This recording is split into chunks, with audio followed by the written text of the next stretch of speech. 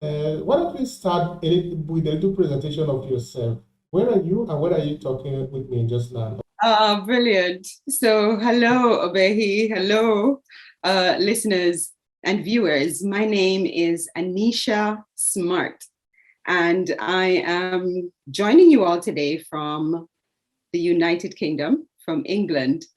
And yes, today we'll talk a little bit about the fact that I'm a transformation coach. Hello and welcome to Obehi Podcast. I'm your host, Obehi A14, and I strongly believe that everyone has a story to share. Now let's get started with this episode.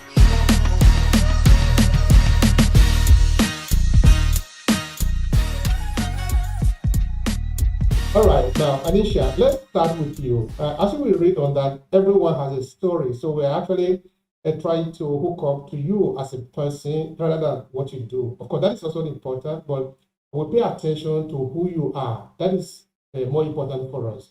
So let's start with you. Little Anisha, where were you born? So give us a little background about that. Well, I won't give you the specifics, otherwise you date me.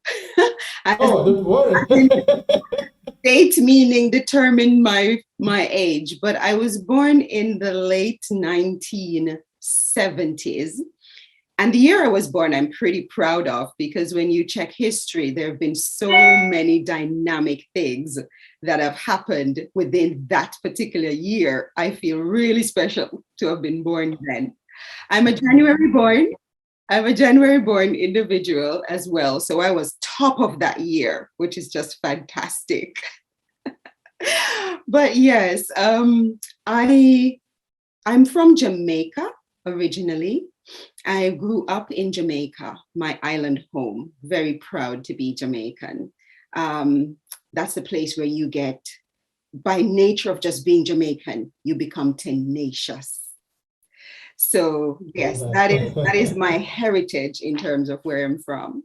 So your parents are from Jamaica and you were born also in Jamaica, right? That's right. Okay, so tell me about, okay, now let's talk about hang on in Jamaica a little bit because that is there are some personality from Jamaica that are of high importance to us. You can talk of Bob Marley, and when you look at Pan-Africanism, then we're going to be talking about Marcus Garvey. So Jamaica, that little island, have given birth to a giant of people that make Africans very proud. So for somebody who doesn't even have a good glimpse of Jamaica, what would you tell us in few words about Jamaica? Wow. Well, like I said before, the land of tenacity. There's just something about the island that drives the people to be their best at all times. Yes, like every country, there are issues, but the general population, the ordinary man, is constantly striving to be his best, working to be his best, figuring out how to do this game called life and how to excel. So one of the things, it's the place where you learn to be determined and tenacious. Second of all, it's the land of love. It's genuine love, honestly. People do care about each other. Like I say, with every country, there are ups and downs. But when I grew up in Jamaica, it was the village that raised the child. It was my neighbors, my mom's friends, or family friends and community members who were looking out for us as children, ensuring that we grew up in ways where with ideologies of understanding, we were important. We were the backbone coming of the nation. We were going to be the ones to influence where things would go. And they just really pump into us that repeated message of value and worth. It came through sports. It came through the performing arts. It came through the kinds of teachers we had in school. It came through competitions of all different sorts that just prepared us to be strong individuals and strong young people. So it's that genuine love that you can expect. And if we're going to go to the holiday side, it is the place to visit for a holiday. Absolutely beautiful, exciting things to do, brilliant white sandy beaches. It's just a lovely place to be. It really is. Thank you so much for that introduction. Now, like I was saying before, here in the diaspora, we have a lot of regard for some individual. Just to name one, Marcus Garvey, because of his influence in the African diaspora community. And now in Jamaica, is it the same way that you guys see Marcus Garvey, or is it more there or less? I mean, because me personally, I didn't know much about Marcus Garvey until I became a diaspora in that I left Nigeria and I come to Europe. And then I come to see the value of this individual, the kind of a message that he have left down for us. So for as far as we are concerned as African diaspora, he is a giant that we must reckon with. We must listen to his message. So for the Jamaican, his brothers and sisters closer now, what kind of influence does it leave with you? Listen, Marcus Garvey plays a massive role in the birth and our nation and our country. And I'm glad to hear that from your end, he is revered and respected, and you listen to his speeches and people feel empowered. It's the same way in Jamaica. But we have a lot of icons that we look up to, a number of different people who have shaped the nation, who have shaped the direction of our country. So yes, there is the Marcus Garvey, there are all the other 7 national heroes and heroine, Nanny of the Maroons included. We have even more recent people like in sport, Usain Bolt. We have our icon within poetry, Louise Bennett. All of them combined influence the mindset, influence the thinking of individuals growing up in the country.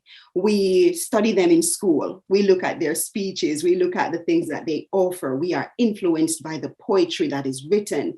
It depends. It all relates to whichever sector that they belong to. So like I said, it can be poetry, it can be on the world stage in terms of sports, it can be freedom fighters like Marcus Garvey, it can be independents, whatever category they form in. The country is filled with them. We have a lot of them that we can refer to as role models. Yes, and they all influence where we go, where we are now as a people. That is really important. We must know where we are coming from, and we must listen to the message of our hero, those who have been there before us. All right, now let's look at us. Let's look at you. You came to the United Kingdom. Tell us about that journey, Destination Europe. When you're growing up in the Caribbean, sometimes, it depends on what is happening in your world. We have this perception that England, for example, is the motherland. Obviously, we're part of the Commonwealth, and we have a governor general who reports to the Queen. He's kind of basically head of state and so on. And so we look to the fact that, okay, we've got lots of ancestors who have traveled over to England in particular, to Europe. They have fought in the different wars, they have contributed, and we're part of the Commonwealth. So sometimes as you grow up, depending on your, what families you're in, you're looking forward to visiting the UK, probably settling there for a while and seeing how you can experience life on a different side of the planet. So when I started my family, pretty early days, that was one of the things that we discussed together as a family. We wanted the opportunity to be world travelers. And it is something that we're gradually having the opportunity to say at this stage in our lives, a couple of years on, 15 or so years on, we are indeed world travelers. So we emigrated to the United Kingdom. My husband, who is a teacher myself, I was a teacher and guidance counselor at that time. We started looking around to see what were the opportunities in the UK. And there was a recruitment process going on. We learned about it through the newspapers. We went to the interviews. We were successful and we secured jobs as teachers in the UK. So we moved over to explore a new place to be, a new way of living, to see what does England in itself have to offer to a young family coming from the Caribbean. When you were moving to Europe, And when you got to, you had a certain vision, a certain view, certain imagination of what Europe appear, or what Europe should be. When you eventually come in and you are in the UK, was that the kind of picture you saw, or was it actually different from what you were thinking that it could be? Oh, wow. It was different. Just the overall landscape and how things looked. When you're coming from the Caribbean, you're used to tropical environments, lots of greenery and trees, and the temperatures are just cool. I grew up next to the beach in Portland. So therefore, there's just this beautiful scenery every day, walking to school and so on. But you get to the UK, and we actually arrived in December. It was bitterly cold, beyond what we really could imagine. And just the setup of how things were in terms of traveling, even from the airport to where we were going to live, just your housing structure, everything was just so close. It felt close. All the houses were kind of connected together. It was just different. It really was different. With time, we kind of explored and we found a foresty area in which we then settled and lived. And it was more feeling a little bit more like Jamaica, not in terms of the temperature, but definitely in terms of how things looked. So we had a lot of greenery around us. We could then walk to the park. We could walk to the meadows. We could just, enjoy nature a little bit more naturally and easily and outside your back door at your fingertips. But yeah, that was the first kind of difference that hit you. Beyond that, settling into school and then working in the education system here, a completely different kettle of fish. Yeah, I can imagine that, because that story can take us to the rabbit hole. Anyway, but that is interesting. That is interesting, even in itself, no? Because coming from the Caribbean and becoming a teacher in the UK, I don't think it's something that is, it's not a very easy thing, but if you manage to do it, it means that, okay, you have paid your price, no? Because every good thing in life has its own price, as it were. Well, Right. I guess maybe pay the price is an expression, but it's always an opportunity to learn. I enjoyed working with the students I worked with at the time. I started out in support. Even though I came over fully qualified as a guidance counselor, I started out as a support teacher. And that was beneficial for me because it helped me to understand how the system worked so I could guide my children as they grew up in the system and as they progressed through the system. But yes, doing it time, paying dues, that kind of expression, fine. But I just really like the idea that every situation in which you find yourself is just a great learning opportunity to develop and to direct you closer to your ideal self, closer to who you are really designed to be when you were placed on this planet, and just evolving and actualizing to be your best you. Mm-hmm. Yeah, that's true. That is the best you. That is that. And of course, as a teacher, from being a teacher, school teacher, to being a coach, I don't think that is really such a big difference as it were at the end of the day, because you're still a teacher, even as a coach. So that is where we are moving into just now. Maybe we are going to come back again to teaching and all that, but let's just flow with it. So tell us about your coaching business. So it's funny, life has a way of taking you right back around to what you're meant to do. I remember when I was in high school, I was exploring what it is that I wanted to do. But even before high school, I was sharing with someone this week, when I was in grade 5 in primary school, our teacher said to us, when you get back from lunch, I want you to share with the class what it is you want to do when you grow up. And so she went around the class one by one. We had to stand up, say what we wanted to do. And when it was my turn, I said, I want to help people solve their problems. And she said to me, I didn't expect you to say anything differently. She was actually, in tandem. She says, it's all over you. It's written all over you. And I really feel drawn to be a problem solver with certain kinds of things. It's probably just the way I see things, it's the way my brain processes things, but solutions tend to come. So that's where it started. When I got to the tail end of high school, I thought I'm going to do that by becoming a probation officer. So I went off to the police station, got information about how do I become a probation officer, all the things that would be involved. And I interviewed two police officers who were probation officers, and they told me about the job role. I was excited. So I applied for university, and they said, at that time, you had to be a teacher for 5 years or be 25 years or older to be considered for being a probation officer, because it is something that required the law. Being a part of the law and law enforcement, you had to be mature and responsible, the kinds of things you would be exposed to. The requirement, 25 years or older or 5 years teaching experience. So then that's how I ended up in teaching initially. Loved teaching because I was just absolutely in love with my high school English teacher. She was fantastic. So I went into a teacher's college and I did English just like my English teacher. I really loved it. I enjoyed that time. But along the way, the rules changed. You didn't have to be a teacher teaching for 5 years anymore.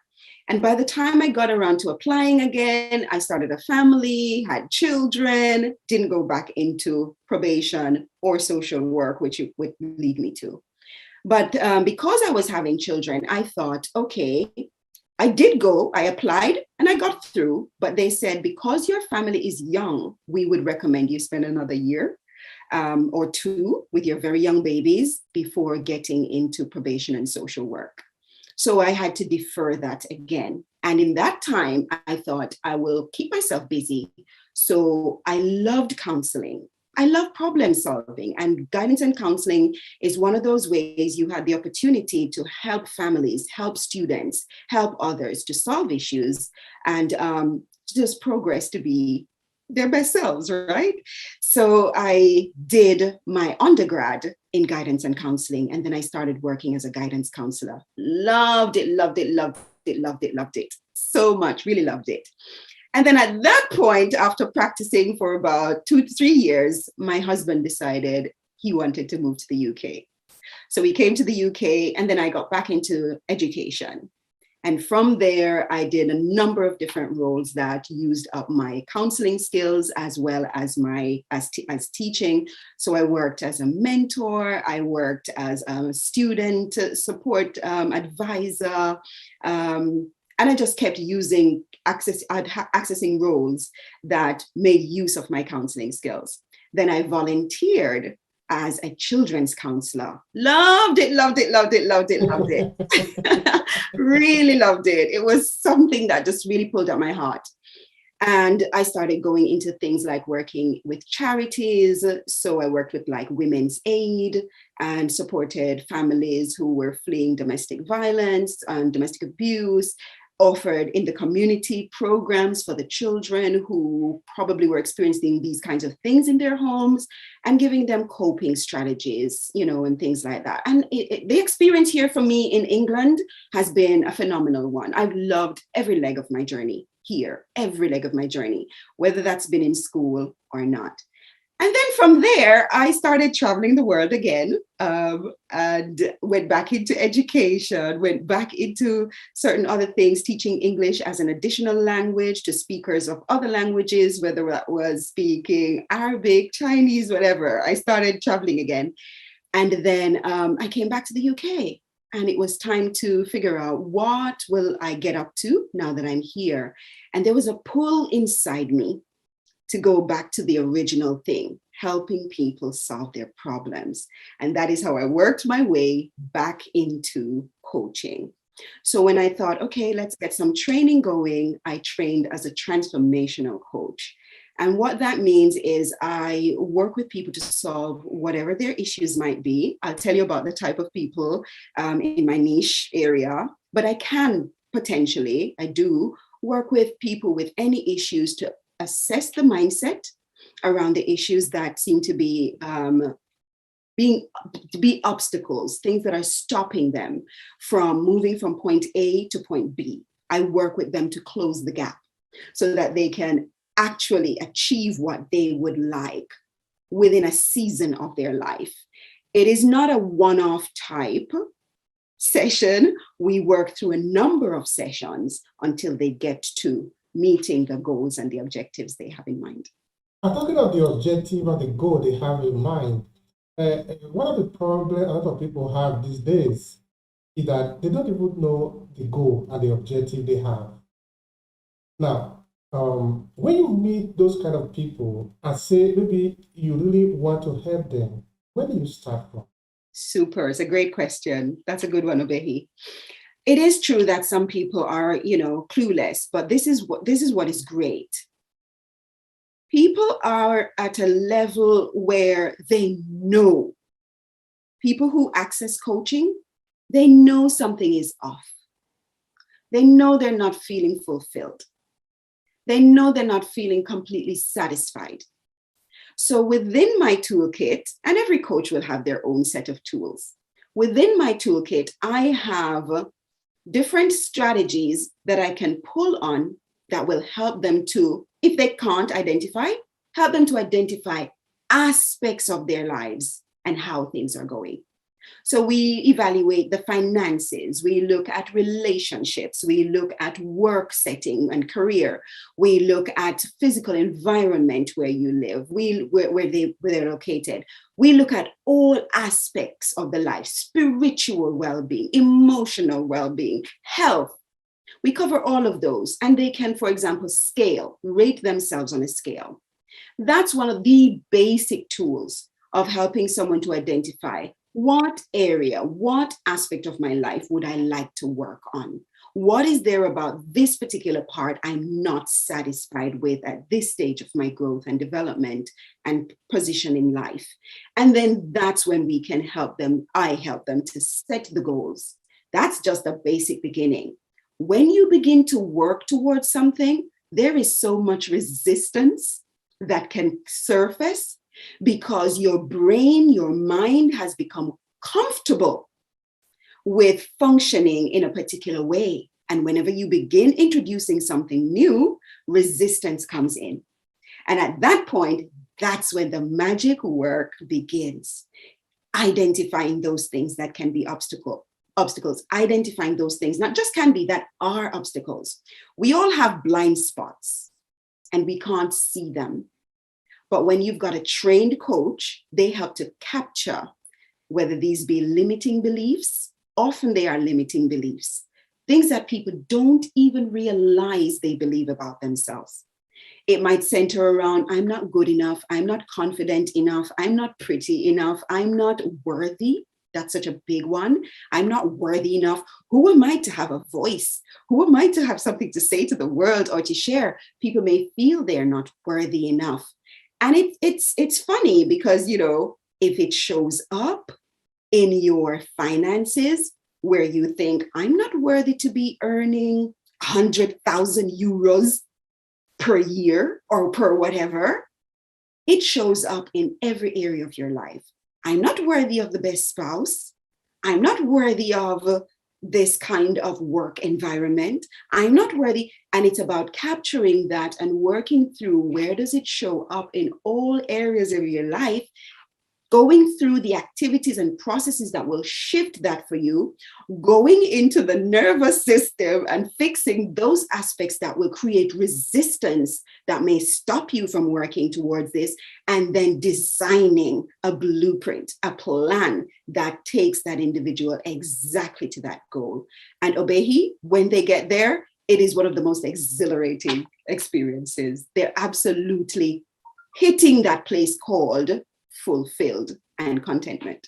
Today, of course, a lot of people are living in bubbles, that this is what is happening. They're living like fashion, like trend. But all these things are not really real. They're just bubble. That is what they are, no? How easy do you think it is to help people to find something of their own that they can work to build every day? How easy it is? Beautiful question. Absolutely love that question.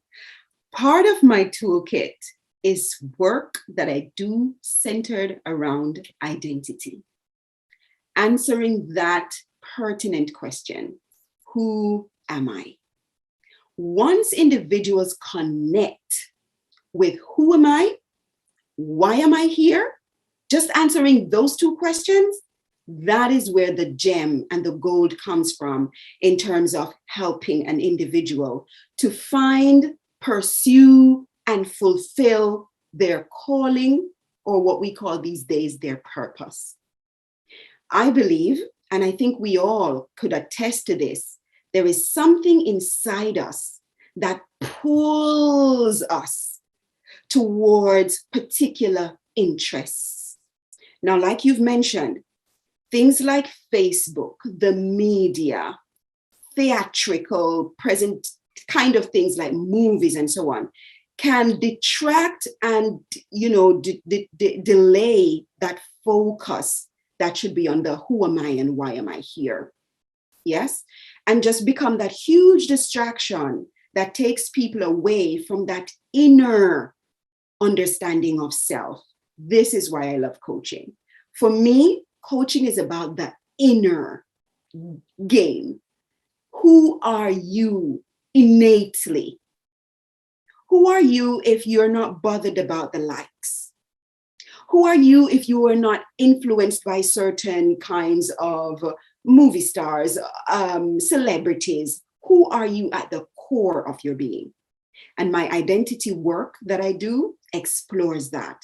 And I find after people have a clear understanding of who they are, you said before that people live on in you because you carry their experience. In coaching, we look at the message. My message will be a part of many people who I come in contact with. They will hear the kinds of things that I promote, the kinds of things that I believe. For example, one of the things that I believe is that when you have a firm identity, a secure identity, a strong personal identity, when you know who you are, you achieve great things. People who know me and buy into my belief, where that one belief, will carry that on in themselves. And that's something I love because of the generational impact and even beyond. First generation, second generation, fourth generation. We read the Bible. I read the Bible.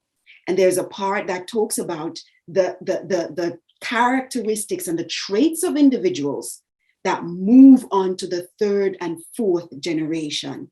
And even whether that's positive or negative, it is handed down the generations.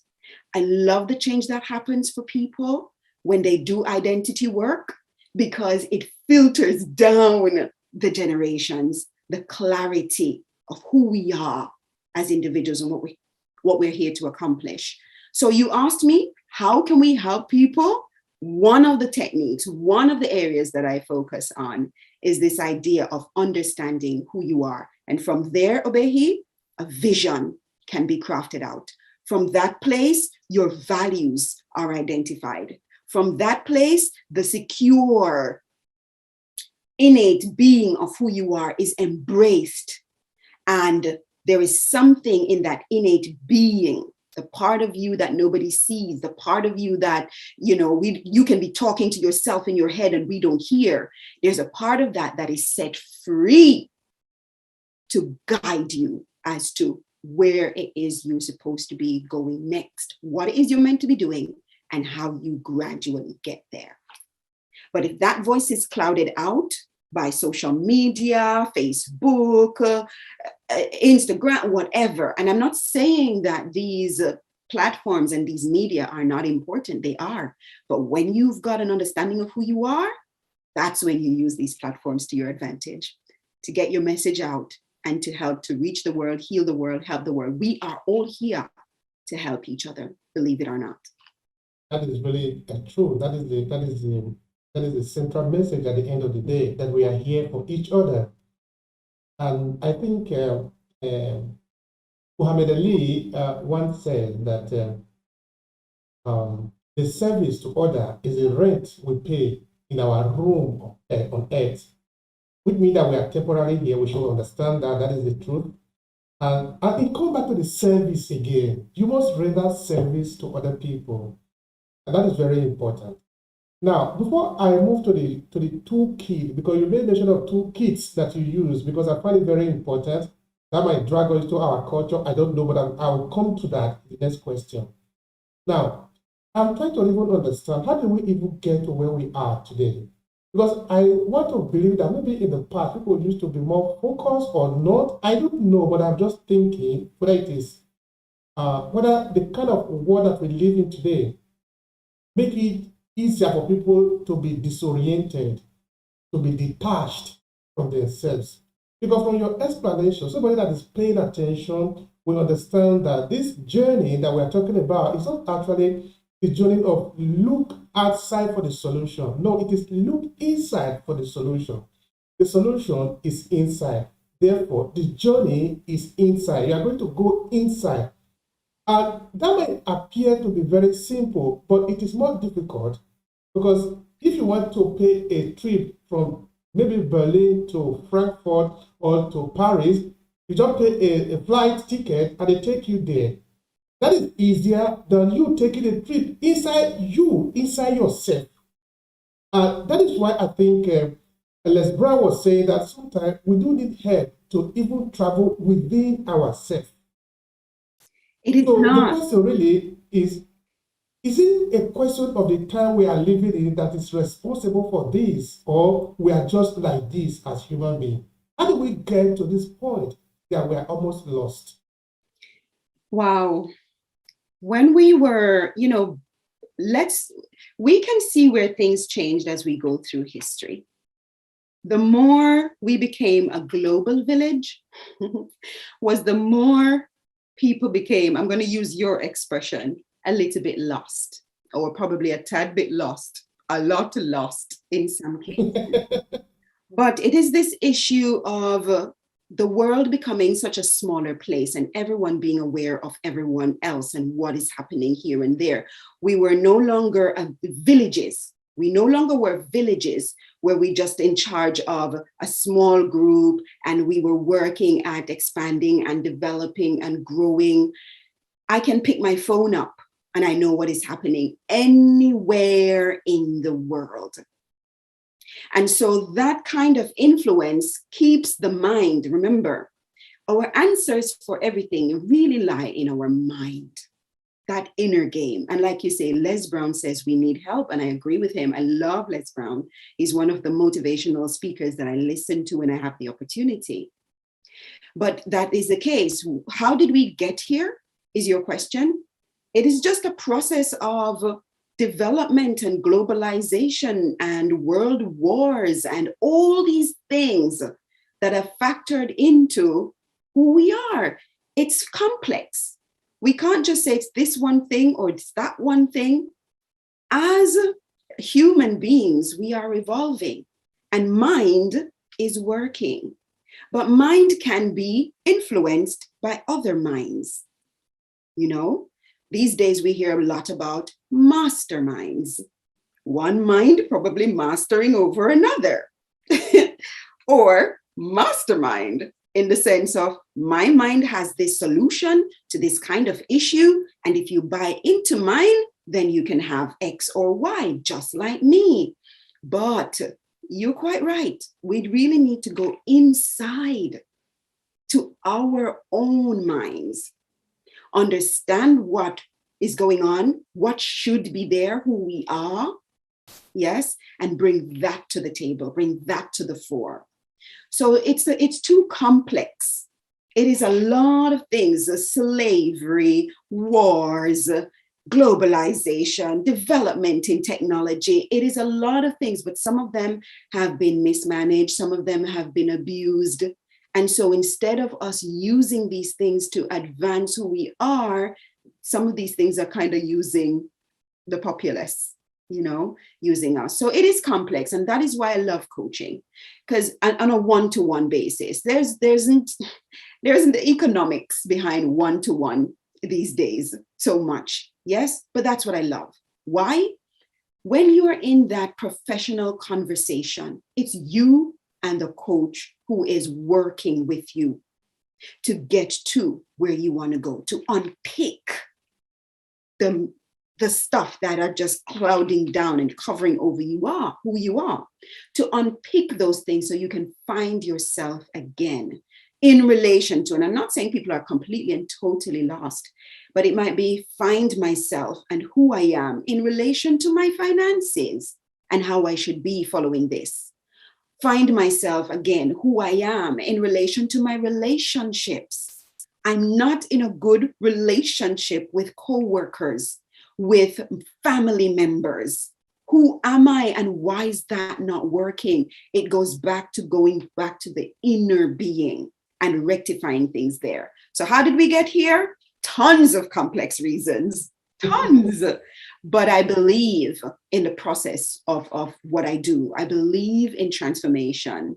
There is a text in the Bible in Romans chapter 12, 1 and 2, and it says, be not conformed to the world.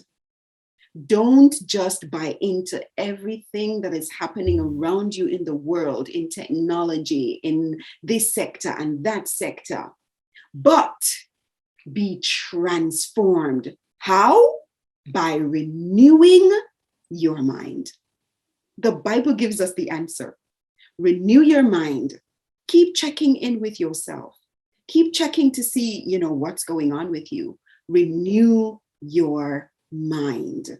And that is one of the key things, the answer to how do we fix where we've gotten to. Talking of the kit that you use, the tools that you use.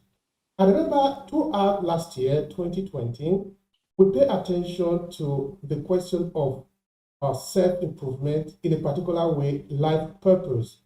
So in one of my podcasts, then I was doing solo podcast actually, I was looking into the idea of that when we talk of soft skills, that these things are not really new. They are already embedded in our various culture. It was enough for us to understand how our cultures are set up so that we can know how to even work with a highly technological world that we have today. A good example would be, maybe we are talking of communication, talking of focus, because these are some of the things that are missing in our ability today. Because now you go to secondary school, to university, you still don't know these things very well until you need somebody that can really sit you down and help you to focus on something important. Because most of the people you are working with, they are graduates, I want to believe, no? But some of these soft skills, they are not taught in school. You need to learn them maybe outside or maybe in a different school program, because our school are not based on this time. They are based on the post-industrial revolution. And I don't even know if there is any country in the world that have revolutionized their educational system. In the United States, a lot of people are complaining of the educational system. In Africa, it's even worse. In that we are pumping out children from school who we are not giving the instrument to find themselves in the world. So what is the question they ask? I've finished school. Where can I find work? Because if we were talking of the 1960s, that was a good question to ask. And that was a good response because the system have provided work for you. You were trained like a kind of a mini slave, a kind of a semi-machine to respond to the yearnings of the industrialized system. But now that system has changed. You are going to feed for yourself. You are going to be the master of yourself. But the school has not changed. So people, they are lacking the instrument to be able to be their own boss. They are not be given the instrument here. But I say again, if we go back to our culture, take a look at the regular play that we have. Let me give you an instance. As little kids growing up in Nigeria, in my part of Nigeria, which is Uromi, who were small, we used to go and hunt little birds, no? Because I want to lay emphasis on the question of focus. I can use the same to explain communication, objective, no? Because now we don't have, many of us don't have objective. We are just running around. This is what is the trend, we just follow it. Now, as little kids going around in the village hunting for birds, a little bird, very small, is sitting on top of a mountain, on top of a tree, a very tall tree. Now, this little child is going to bring that bird down and take it home and be happy. Now, the question is, how does he do it? By practicing. How do you manage to small catapult in front of just with you that you are prepared? Nobody prepared it for you. You just take some tube, put it together, and you aimed. You really aim at a bird far away from you, and you could kill this bird and take it home. What about the play that we do, the kind of joke that we play? Why I'm saying this is that we are lost because we don't want to connect to our root. Because our root, that is a source, all the information we need to survive in this world has been given to us. But we are just in the bubble trying to imitate what we are not. That is why we are lost.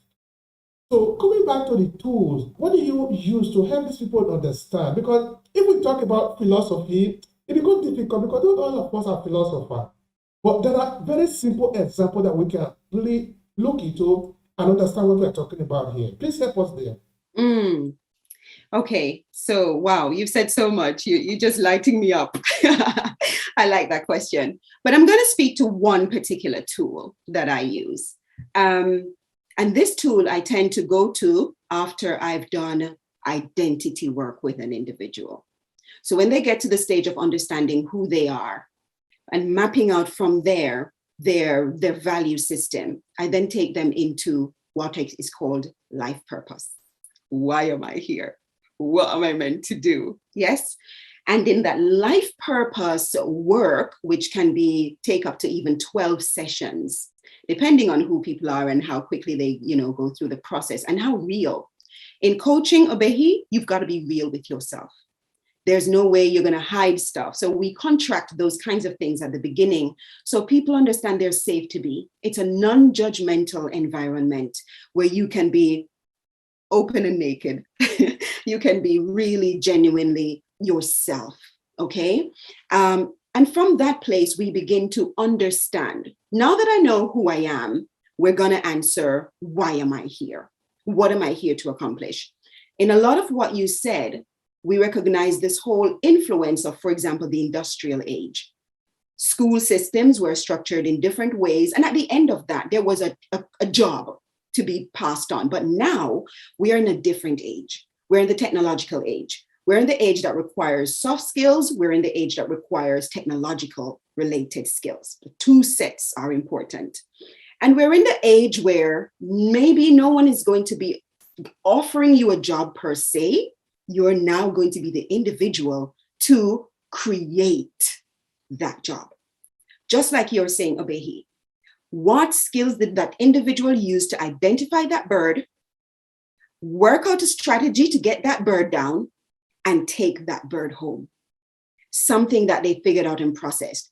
My toolkit that focuses on life purpose takes the individual through understanding their interests. I'm going to put in basic terms, but understanding their interests. What are their hearts pulled towards? When do they feel most alive and vibrant? Because those emotions, and we are complex beings, just like our societies are evolving to be complex structures.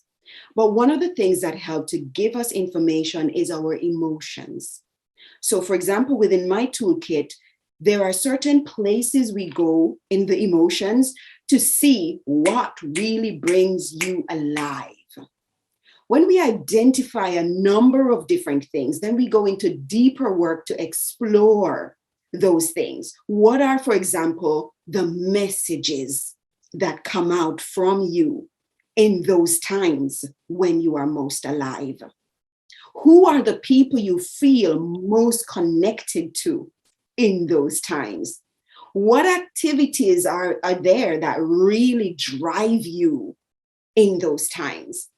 And when we pool all of those together, the individual gets to a place where they design a business, where they design a product, where they design themselves, if they are the product, in a sense, design something they can offer. So that is covered, for example, in my life purpose toolkit. When I do that with people, they walk away crying. They weep because they get an opportunity to see what they were leaving on the table all this time. One of the questions you might ask somebody, if you were to meet your ideal self, Obehi, your perfect, well-fulfilled self, compared to, for example, where you are now, and you were able to see what things you didn't access, what things you didn't take, what things you didn't develop in yourself, you're able to see what you left on the table, how would you feel? So it's that process, it's a journey of taking people towards understanding my purpose. And from there, it is endless what an individual wants to create. This takes us back to the mind. The mind and the power it has to create is endless. It is the feature of the God who made us. He said, let us make man in our image. If you look at the plants outside, the flowers that grows around, none of them are necessarily the same. Different colors, different shapes, different ways they grow. Some creep up along big trees. Some stand out on their own. It is endless how nature creates. We've got the same capacity. So when we understand purpose and understand all the elements around that, we don't have to be producing people who want to still function in the way that the industrial age worked, where you do this, and then there's that job awaiting you. It wakes people up to this place where they begin to realize there is something inside me that is bursting to come out, my ideal self, my best self. And if I tap into that and learn how to tap into that, I can be a creator. We are all creators, believe it or not. It lies inside us, the things that we can create. Now, I want to say this because it came to my mind when you phrased your question and how you set the question up before you asked it about soft skills. And one of the things we should never underestimate is the power of mentoring. Yes, you may have young people who the education system focused in a particular direction and they've come in and they don't have the soft skills that you think, that not just we think, that is needed. Here is where there is the opportunity to be the village again, to set up a system and a structure that mentors young people as they come in. Will that be easy? Absolutely not, because they're used to their technology and used to this and used to that. But we can be creative in how we structure those things. And, curriculums vary across the world. I've been lucky to travel to other countries and to work in education. And the curriculum is different all over. There are curriculum that focus completely on children having 100% autonomy and agency in their learning experience. They decide what they want to learn, when they want to learn it, how they want to learn it, how they want to demonstrate that they've learned it. And so all the soft skills, communication, cooperation, teamwork, all of that is built in to the learning journey and the learning experience. So maybe there are some, opportunities for the education system to be shifted to reflect other systems. But for example, when I worked in international schools, that is how the curriculum is structured. And you find that those kinds of children, while they might be children of diplomats and other officials like that, the exposure to the kind of curriculum is different because it does cover opportunities to naturally gain the soft skills, naturally become a negotiator, naturally become a great communicator, naturally become somebody who knows how to not just communicate, but knows how to work cooperatively with others, understanding personalities. What is this person like? What is that one like? Who would be best in this role? Who should not be invited into this space, et cetera, et cetera, et cetera.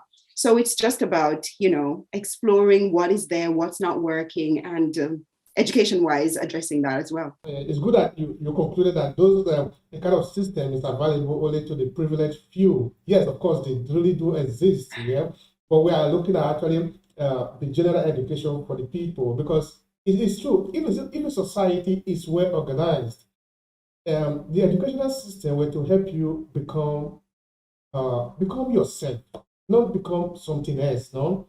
But of course, that in itself can even be very difficult to explain. In that, what do you even mean becoming yourself? But anyway, I'm not going to take that further than that, because you might need some time to explain it. But going back to the thinking, which is the using of the mind, I think it's very important, because even in the book by James Allen, As a Man Thinketh, So He Is, I think there is a lot of value in materials like that, no? In that, even before now, people have been realizing this time that we are living in. It's a huge opportunity to be alive this time. I think it's a good thing to be alive today, because many people didn't have the chance to have access to what we are having access to today. So saying that this time, the world we are living in today is what makes us this way, is not in itself really a negative thing to stand by. Because, for example, you were saying just now that you could pick up your telephone and know exactly what is happening in any part of the world. And that is true. You are in UK, I am in Italy. Okay, we are both in Europe, they are very close. But in this podcast, I do exactly the same thing that I'm doing with you, with people from Canada, US, Nigeria, South Africa, Ghana. Any part of the world that I connect with my audience is exactly the same. I am talking in the next seconds, fraction of second, the person is hearing me. This is a power that is available to everybody today. But the question is, what do you do with it? Because again, remember, this power is neutral. It is not good or bad. It is not European or African. It is not Asia or Middle Eastern. It is just power. It is for everybody. Because somebody might now say, well, you see, maybe you are in Europe, that is why you have that power. No, it is not true. No. If you are somewhere in the Middle East, you still have access to the power as long as you are connected to the grid. Yeah. If you are in Lagos, because I do interview a lot of people from Lagos, and it's the same. There are some coaches in Lagos too. Of course, it is new because it's not something that we are used to. But the educational system is different now. Actually, no, I mean, the society is different now. So the way we educate ourselves should also be different. So what I'm really like going from here is the marketing of this individual who then become the product. Because I think you refer to that in a sense, no? That sometimes you can also actually become the product. You are selling yourself. But do you know how? So this marketing, this self-marketing, which of course has to begin by able to realize that you have value, you are capable. Because after you have trained yourself, then you need to prove to others, hey, I can do this for you. This marketing aspect of it, how do you go about it? How do you manage to get your client and then maybe sell the same idea to your students so that by the time they finish from you, they should be able to propose to any person and say, yes, I can do this with you? Okay, so if I understand what your question is, you're saying all the technology, for example, that we have at our fingertips today is available to everyone. What is not available to everyone, Obehi, is the understanding of the voice. You have found your voice and you're using technology to get your message across. What I gather from what you're offering to society is a display of all the achievements, brilliant things that are happening with people, whether people of color or people who have just achieved stuff. You interview all different kinds of people, you share those across the diaspora.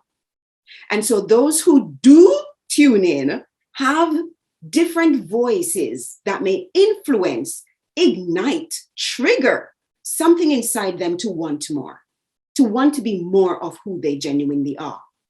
So yes, there is a side of the availability, but there is a side of, do I have my voice? Have I activated my voice? Do I believe in myself? Do I think I am worthy? There is a program that I became aware of recently that is called #I'm Remarkable. And when I participated in that, I met a lot of women who felt absolutely terrified of being able to say what it is that they are remarkable at. When they were actually brought to the point of just quickly, in say 2 minutes, write all the things you're remarkable, they sat and they thought and they pondered, and these are accomplished individuals, but they're not in a society that promotes you promoting yourself.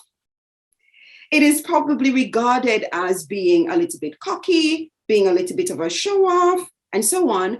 But we're finding in the job market that there are skilled people, but they're not necessarily getting the promotion. They're not necessarily getting the jobs because they're not self-promoting, because they have not unlocked their voice. And even though they're doing incredible work, even though they are making significant achievements, it is hardly being publicized in ways that benefit them, benefit other women, benefit their families, and so on. So yes, these things are available, technology, etc. Yes, the ideas are there, but have people unlock their voice? And it will bring me back to what I'm saying.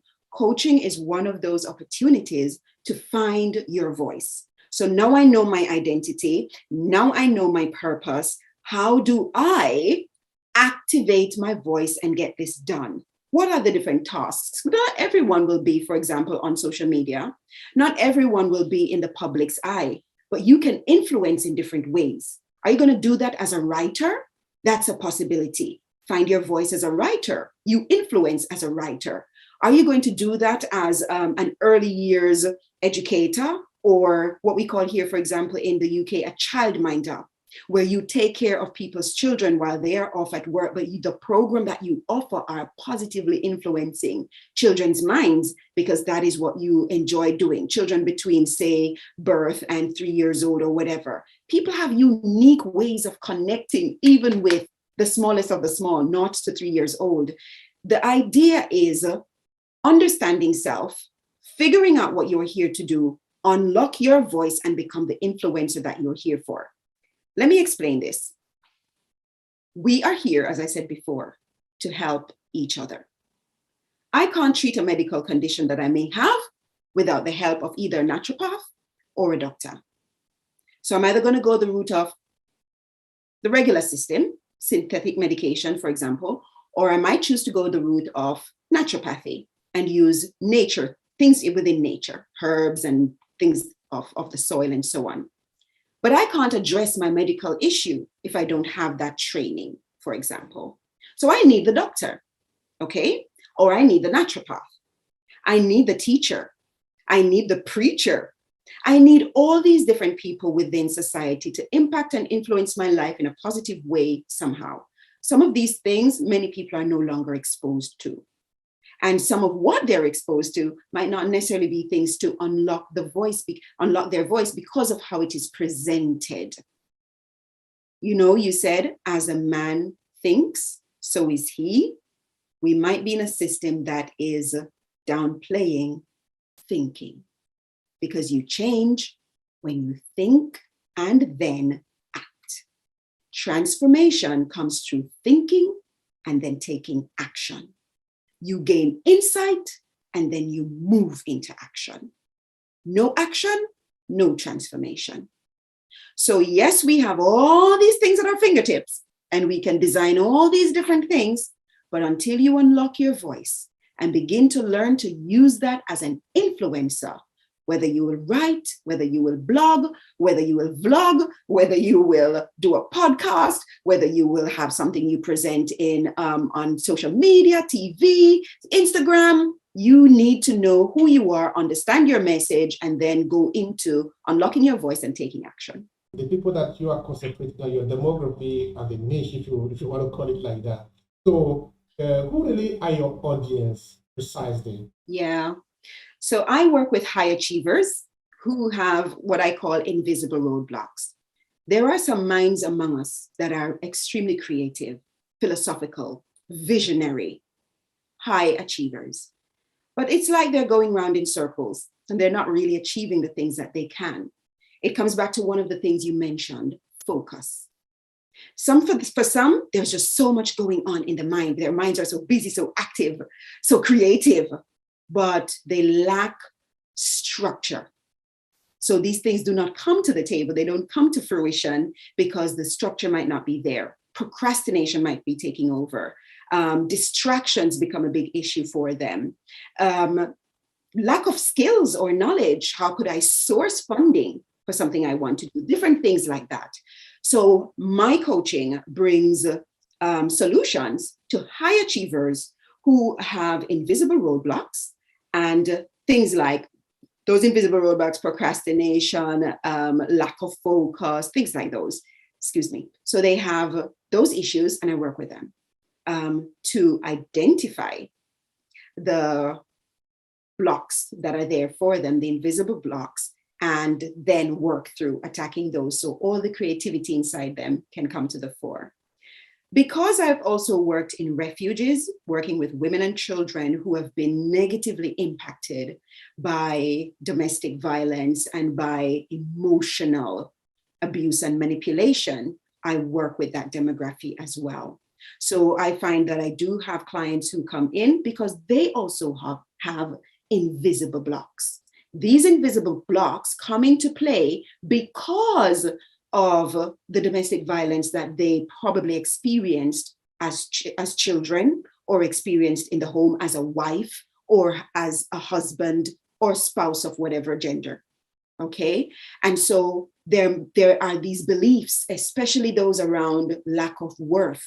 When you are in an environment, in a context, when there is that constant repeated message, whether it is through direct words or whether it is through behavior and actions that dumb someone, down and push them down, people can start having beliefs of lack of worth and lack of value and lack of confidence, etc.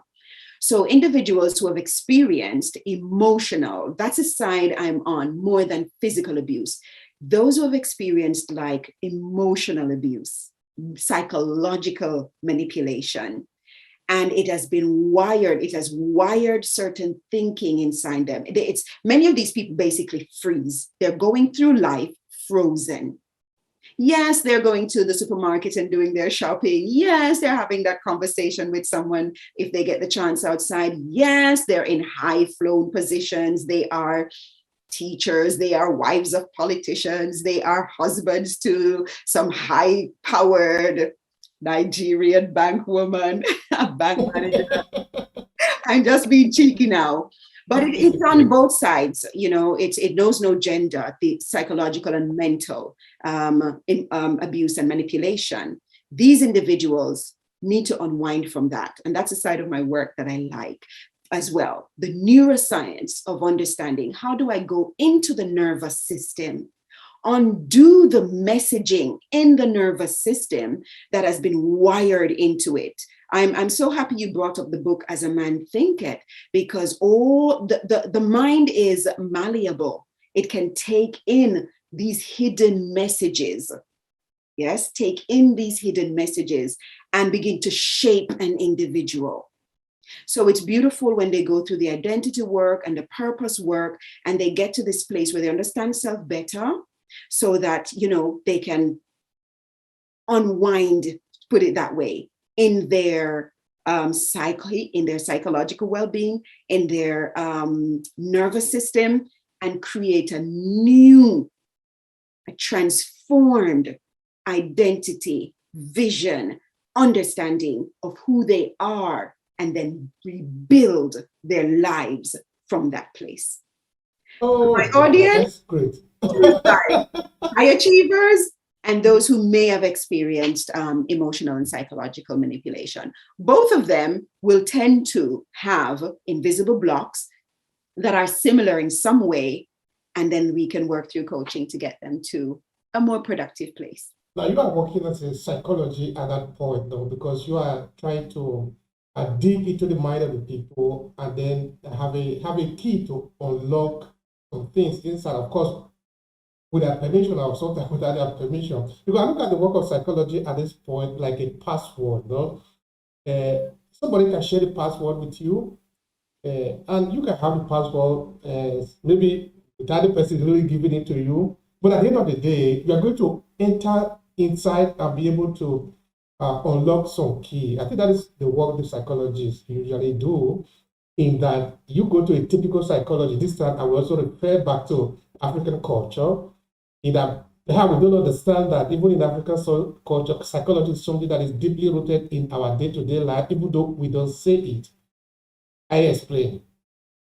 Now, when you maybe sleep, you don't understand the dream that you have, you will go to tell somebody who might say, okay, the soothsayer or a witch doctor. Let's use the European version this time, no?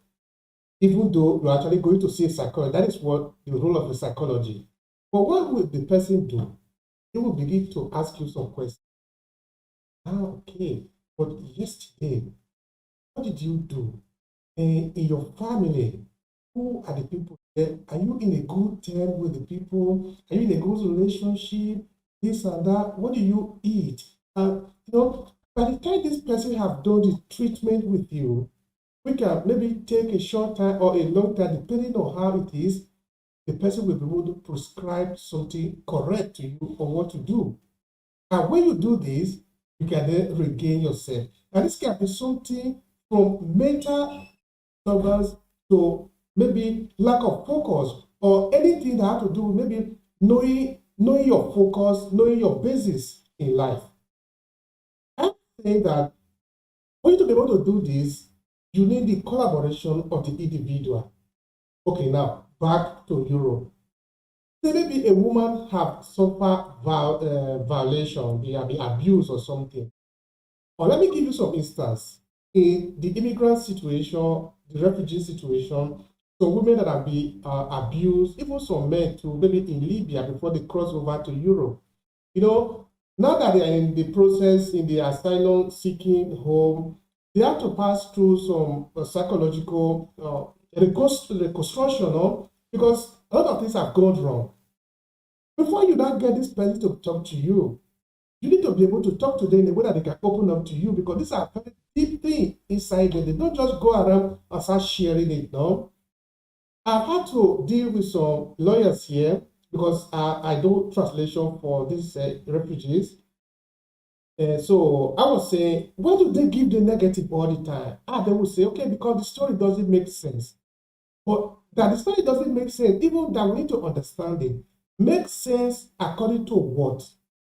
Because this person is coming from a culture, from an understanding, it enters into a culture, and it tells you a story, maybe according to his own understanding, according to his own culture, according to his own value.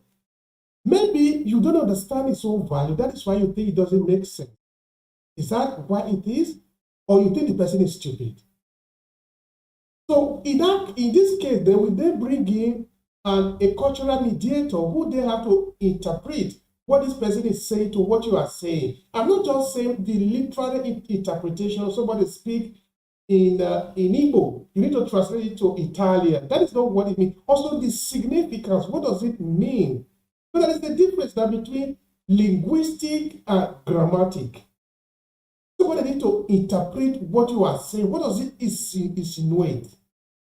So I'm actually trying to say that the people that you are working with, they don't just come to you with an open book. This is my secret. Go into it. So how do you work your way in? That is the question. You're asking me to give you my techniques. And if I give you those, then I won't have any clients. They won't need to come to me. They'll just watch this video and get on with it, huh?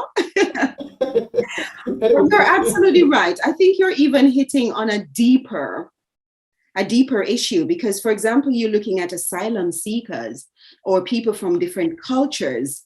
Yes, sometimes when they express what they feel, think, have to say, it may not make necessarily that much sense to our own minds because it is not our cultural experience. However, because they are integrating into a new societal structure, then you try to make sense of what they're saying and give guidance as to where it is they will need to go, what things they might need to adopt, factor in to be able to function in the new society wherever they go, wherever that is. Okay? But you're saying people won't just come. Listen, the people who will access things like counseling, therapy, coaching, are people who are at a certain level of awareness that they are not content with where they are in life. They might not be able to tell you exactly. Some people know. Some people know that, hey, my finances are off and I just simply want to earn more money. How do I do that? That comes to coaching. That's fine. Somebody comes and says, I want to improve on my finances. Okay, let's explore the finances. And so you're going to go into a series of questions and conversations. Sometimes it's not about what they're doing. It's about what they're believing. They grew up in a family, for example, where they got a lot of no's. Mommy, can I have this? No, we don't have money for that. Oh, can I do so and so with my friends? No. Where must money come from for that? Oh, I wanted this. No, I can't afford it now. What a lot. It's deep, Obehi, it's deep. But just using that example alone, that individual has grown up to think money is not something that I will be able to access and own, do much with, because there's so much no's that they've received. The coaching process has to take that person back to those no's and reframe, restructure, redevelop, reinvent, recreate those no's into that mental frame that believes now it can access that yes. And that's work. It is specific, unique, or organic to each individual, will come across differently. The most I can say is there are tools in the kit to work with anyone who comes. And if they can't open up, we have different strategies. For example, simple strategy. Sometimes you might just even overlook. Role play. Sometimes people come and there are issues to deal with. They themselves have a block. We say, okay, we'll do a role play. Let's get into it. Another simple thing, a little game. True or false? Simple. This issue that you have raised, okay, it works like this. Is that true? That's true. That's true. What's false? And then you work from there for a person to gain awareness that, oh, I've been believing this. I've been believing this, but it's false. I've been believing this, but it's false. And they get to that eureka moment through a simple game like true false, but designed and crafted through the coaching process in such a way it makes this person open up even more. Who's not going to just get into a game of true and false? And you make it fun, but then you bring in their issue. You just bring in their issue at the right and appropriate time, phrased and crafted in a question that makes them get to that, oh, this is not true about me. Sometimes you might find that people split, not in the full psychological sense, but they realize I have a side of me at 12 years old who had this belief and has carried that belief to the point where I am at 26 years old. And then it means I have to go into different techniques to get the 26-year-old and the 12-year-old to make some reconciliation about what's true, what's not, where they are, and how they move progressively together from there. And then we have to explore techniques for when the 12-year-old belief side comes back up with, but this is who we're supposed to be. And the 26-year-old just have to learn how to then speak with that 12-year-old belief, calm it again, take it out of action, and let it stop driving their life, and put the new belief into the driving seat to carry on until that belief gradually yields, and the new belief gets in place. What you're asking me for, I can't answer at this point because it is such an intricate dance. When you're coaching, it's an intricate dance. You find ways to help them to open up. When they open up, they're giving you information. You're working with that. We're dancing in the moment. And let me say this here. Coaches do not give advice. I do not give advice. I work with you to help you to transform your life and choose the things as you go along, what's important for you. I spot the blind spots as you are working with me, and I craft questions to bring enlightenment that will help you to probably see those things. If some people are stuck because they've not practiced to communicate, they've not practiced to express themselves, they don't have their voice, then it is my job as coach to go into my toolkit and find whatever creative strategy. 2 of them I mentioned, role play, true false, games like that, for example. And I don't want to trivialize it and make the audience think or make you think, oh, it's just a game. It really is deep. But you've got to be specific. You've got to be creative and intentional. And that's why I've said intentional about how you help. And that is why I've said it's not a process that's going to happen in 1 session, 2 sessions. You can have 1 or 2 sessions and get enlightenment and get enough to run with. I actually offer people a free 1.5 hour session, no obligation. If you want to continue coaching after that, you are free. You're welcome. I'll show you where to go. But in that 1.5 hour, I coach at my best. It doesn't matter if you're going to take on coaching with me or not. I'm giving that value because we're here to help each other.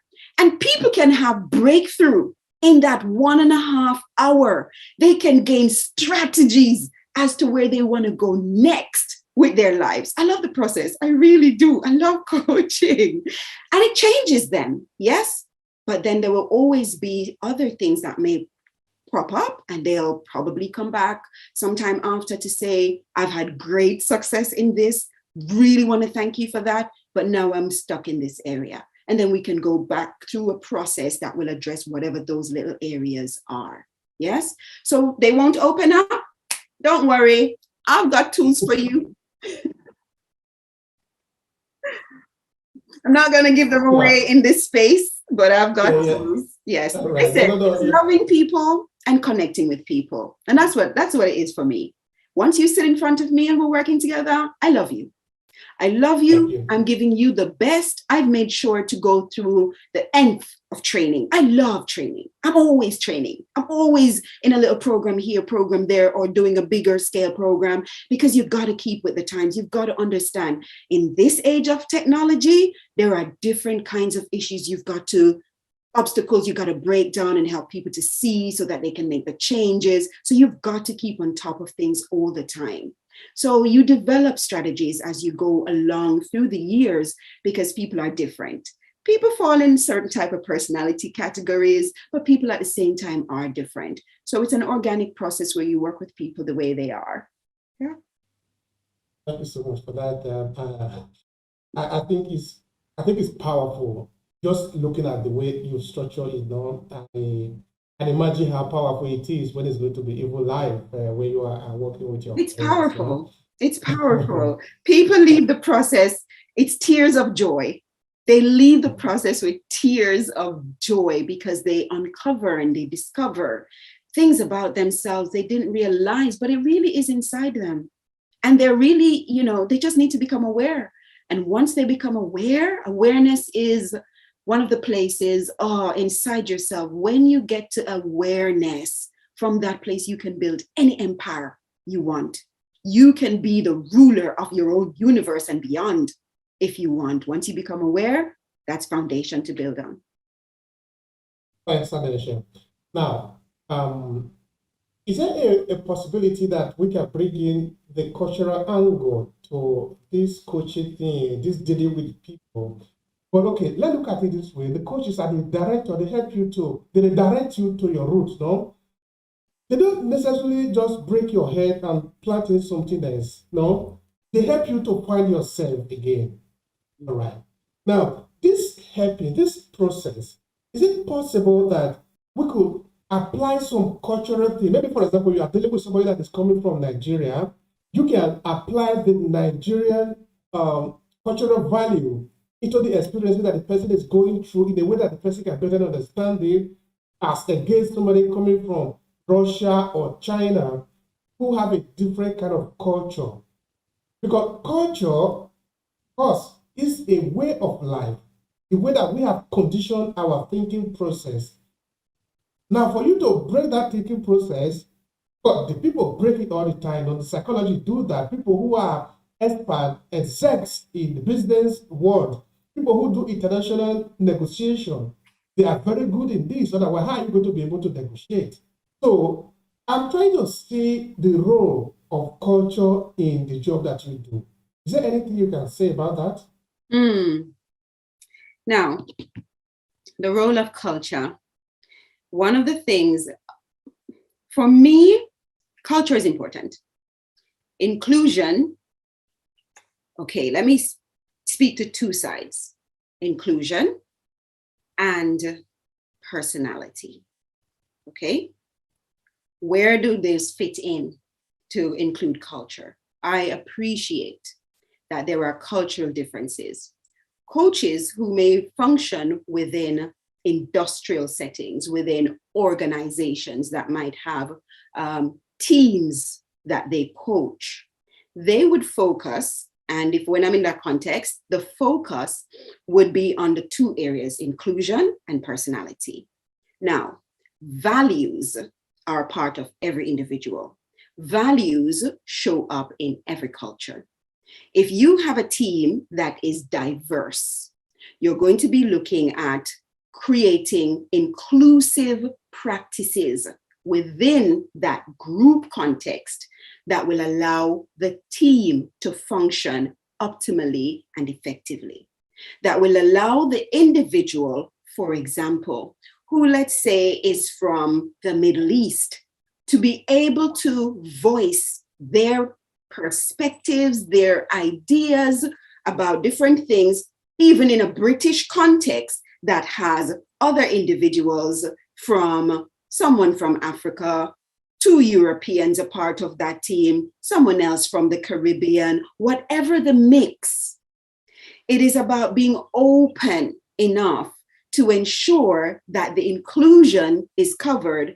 But listen to this now, the inclusion within itself allows for diversity, allows for the person's cultural influence. You can have inclusion that looks just as an outer show, meaning we have someone who wears a headscarf, we have someone who is a different complexion, we have someone who is more whatever, a different complexion. We have someone who, and we put these pictures in the media to say, see, we are so diverse and inclusive, but now let's go to inclusion of the mind. How well is an organization structured to receive how someone from the Middle East, someone from Australia, someone from the Americas, someone from the Caribbean, and their thought process about problem solving, their thought process about how we can address something, how much is that being incorporated? Now, my job is to work with the leader in that organization to get them to explore, for example, how do I regard diversity of mind when I'm trying to cultivate inclusion within my workforce? And so that will then take in the cultural practices of different places across the world, and depending on how diverse the team is. So it's inclusion in a special type of way. So for that leader, we might be going through things like what we call a DISC, a personality assessment. And from this personality assessment, it is looking at how dominant are you? How compliant are you? How influential are you? What kind of individual are you in your personality? How does that then play into how you relate to people? How does that play into how you would relate with a team? How does that play into how you show up as a team member? And these kinds of settings require leadership. This is the reason we have governmental leaderships, Organizations have their top managers and their top leaders and their executives and their coordinators and all these top people. Their job it is to pool people together with the understanding of values, with the understanding of differences in personality, with the understanding of differences in cultural context, and being able to creatively weave all of this together to create something where people can feel a sense of belonging, have their voices heard, make their contribution.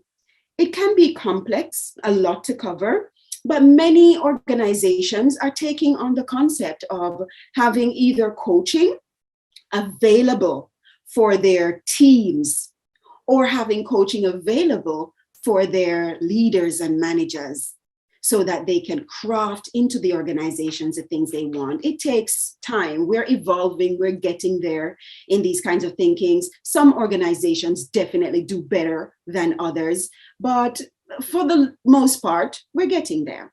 We're getting there. And it's the same things. It's people management, coaching, and you can have your one-to-one individual self-management, self-leadership, evolving into being the best leader of self that you can be. And so that's one way within an organization that the issue of culture can be factored in. Looking at inclusion, but not just inclusion of the superficial or outer things, but inclusion of the mind. How do people do things within their culture? And then looking at personality and value systems. How do we incorporate those into what we're doing as an organization? Thank you very much for that. Now, we're moving towards the end of the podcast, but I certainly want to ask you something relating to, I know that you do group coaching. If there is anything you would like to state there. So it depends. It depends, but group coaching for me focuses on individuals who have similar issues. And hold one moment, please. Yeah, it's okay, no problem. We are recording, so we can cut that part off. Okay, just go. So it really boils down to what is the intention and what is the motive? What is the need for group coaching? Group coaching, from my perspective, focuses on, for example, my program might be for a group of women who have experienced similar challenges.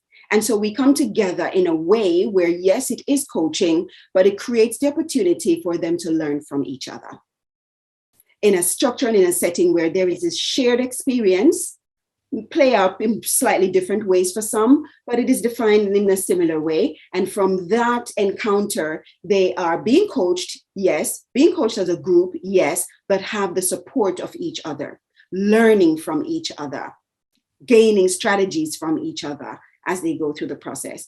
It allows people to have their voice again. Okay, they have that support. So from that angle, that there's group, but there can be group in, like I said before, organizations, and it just depends on where you are. But my group programs are focused on empowering women. Personally, you dedicate a lot of time into this activity that you do, no? I didn't ask whether you're still teaching or you're only concentrating on coaching at the moment. All right. In any case, you are dedicating a lot of time to it, which means you really like it, you love it as a job. Okay, tell me, what moved you on here? Because in everything that we do as human beings, there are some challenges, no? For you to continue despite the challenges, meaning that it's something you really want to do, you are making sacrifices, no? Because you cannot get it here and also get it here. If you are getting one thing, meaning you are losing another thing, there is a trade-off in life, no? Otherwise, we will have everything that we always want. We don't always have everything we want. And that is also what makes life beautiful, no? Because you look at the sacrifice you have made, that gives value to what you have got, you know? Otherwise, I will sleep on my bed, then I will still be rich. I will still be able to do what I have to do. It is not possible. Talking to you now, for some other things, I'm not able to do them. I'm sacrificing that one for this. So what gives you the motivation to continue? And where do you find joy in this thing that you do? That is the question. Oh, Obehi, it's changing lives, isn't it? Listen, When I transitioned into coaching, I felt a strong pull inside me that this is where you need to be going now. It doesn't matter where in the world I lived. The time was right. I got to a stage where I was thinking about, I wasn't even thinking so much about next steps. Something woke up inside me and pulled me towards this aspect of my calling. When you're a high achiever like myself, you can fit in anywhere because you've got the skill set. You're a quick learner. You can pick up on anything and do it with excellence anywhere. But we're all still born with a particular thing or sets of things that we're designed to do, that we're designed to fulfill in some way. We have the freedom of choice. God is so good in that way. We have the freedom of choice of how we want to. And this is part of the reason, yes, I went into education and I went into mentoring and I went into guidance and counseling, and now I'm gone into coaching, and they have similar aspects to them because I'm here to serve humanity in a way that helps people solve their problems and get to a place of deeper self-knowledge and understanding, unlock their voices, take action for the things that are important to them, and show up in the world to help those they are here to help. What keeps me going? Just the fact that I believe the Father up in heaven who created the universe, the creator of the universe, has woken up in me what he wants me to focus on at this stage of my life. And he has sold me the understanding that this has the power to change people's lives for the better. I've been in education, and if children learn something in a way that is not right, the research shows that it will take you a minimum of 7 attempts of reteaching the new thing before it begins to stick. With coaching, the moment someone comes to that eureka moment, the moment where I told you like, I've been believing this and it's not true. The change is instant. It's instant. Yes, you may have to keep reminding the 16-year-old self that you're not there anymore. It's 26-year-old self that's in charge. However, that change is enough. That eureka moment is enough.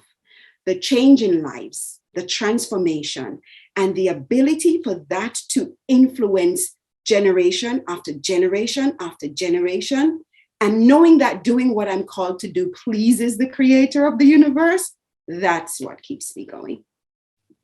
Absolutely That's wonderful. what keeps me going. All right. Now, how can people connect with you? And what will be your final message? That we have come to the end of the episode. Yeah. So it is, where can people connect with you? And what will be your final message? Let's go. Right now, people can find me on LinkedIn. I'm not all over the place. I am on Facebook, but not as much as I am on LinkedIn. So if they Google my name or go to LinkedIn and search for my name, Annecha Smart Fullerton, they will find me there and they can connect from there. Soon my website will be up and they will find me under my business name, Smart Mind Coaching, Smart Minds Coaching. So they'll be able to find me there as well and be able to connect. Yes. And there's a link I can share with you. I don't know how your audience work, but for the next 2 weeks for the festive season, giving away a gift, I'm happy to give away 3 to 5 free 1.5 hour deep coaching sessions. When I say deep, I mean it's going into deep. If you're not prepared for deep work to really evolve to a place where you can shift something in your life for the new year and become a new individual within yourself with new goals, new things to work towards, so that when you look at what the outcome of what that will bring you, it will be phenomenal shift. Don't connect. But if that is the case, then I'm happy to share an email address at this stage where they can connect with me to claim. First 5 to connect can claim those free 1.5 hour deep, let me repeat, deep coaching sessions, something that will transform your life and just giving you a different playing field from which to work come the new year. So that's my offer to your audience. Thank you so much. We appreciate that. Yes. Is that your last statement, or would you like to say anything to conclude the conversation? Now you need to tell me if I can share the email address at here. I don't. Yeah, you can. Okay. Yeah, please go ahead. Those who would like to access, and it's going to be the first 5, those who would like to access that, the email address is ELT helper, HELPER, ELT helper 40 at gmail.com. ELT helper 40 at gmail.com. 40 for the 40. What's the last thing I would like to say? Listen, give yourself the opportunity to evolve into becoming the best version of you. You are worth it. You are worth it. And whether that is coaching, whether that is just detaching from probably social media for a while, intervals, finding a mentor, talking with somebody in the community who is older, give yourself the opportunity to uncover who you really, really are so that you can walk more fully into who you are and experience fulfillment and experience deep contentment. It's worth the journey. It really is. Thank you so much, dear Annecha. It has been a pleasure on my end. Thank you so much. It has been my delight. Thank you so much for the invitation. If you enjoy this podcast, make sure you subscribe so you never miss any of our future episodes. Rate and review Obehi Podcast and share with your friends who might need it. I remain Obehi Ewanfo. Thank you so much for listening, and talk to you in the next episode.